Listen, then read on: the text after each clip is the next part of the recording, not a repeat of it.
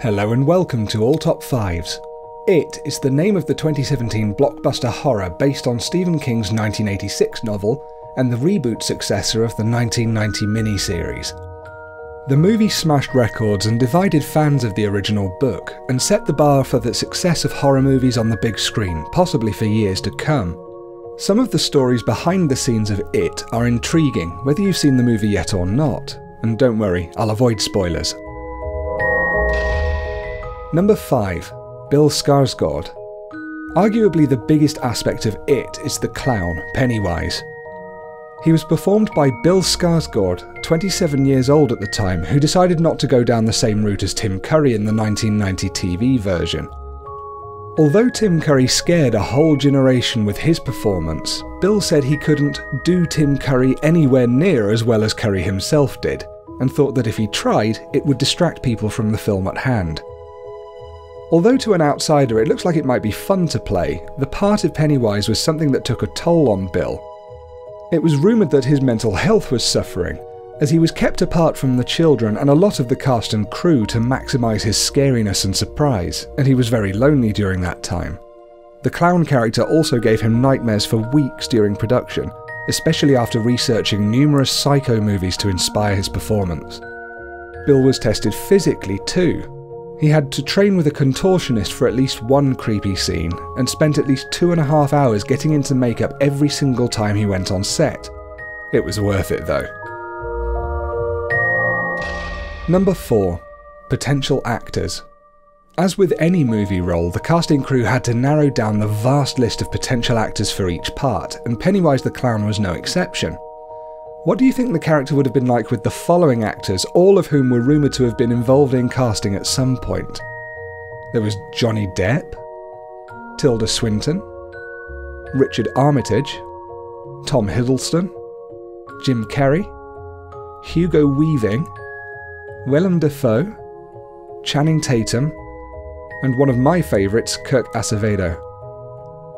I think some would have made for some very different Pennywises.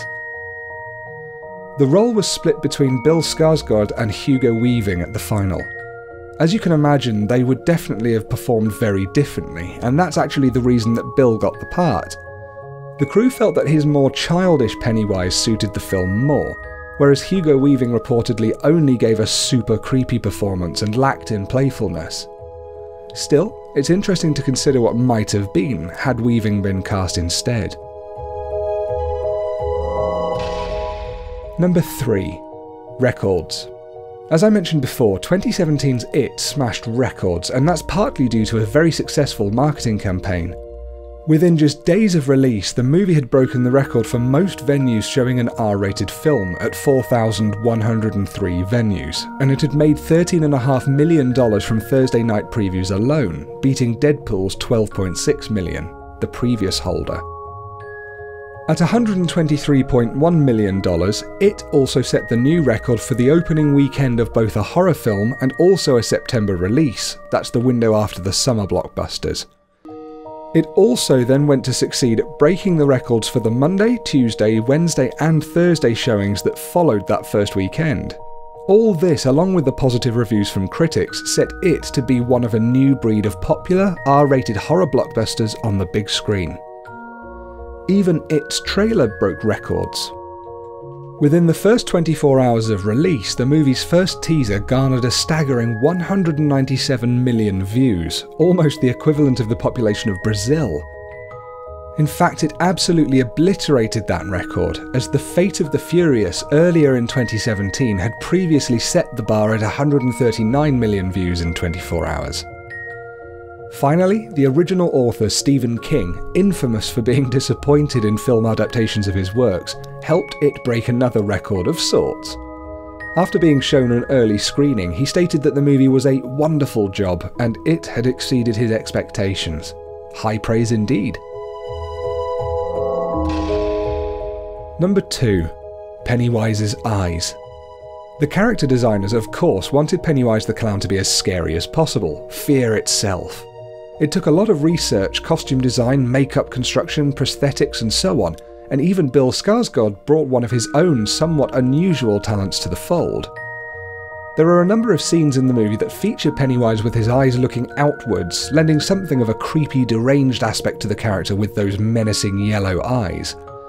Now, some of the more extreme examples were of course aided by CGI in post-production, but for many of them, it was Bill himself who provided the effect.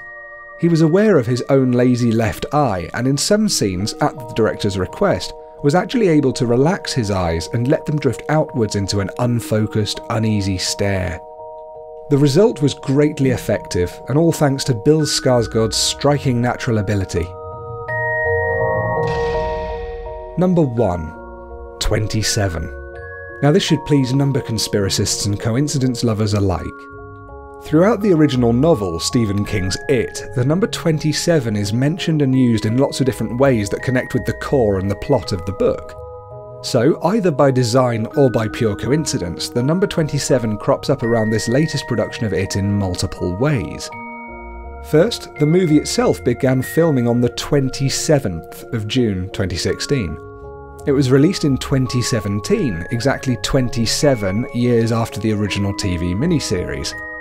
Bill Skarsgård, who plays Pennywise the Clown, was 27 when the movie was released, and the date upon which it officially came out in the US was the 8th of September 2017. Now adding those digits together, 892017, gives you, yes, 27.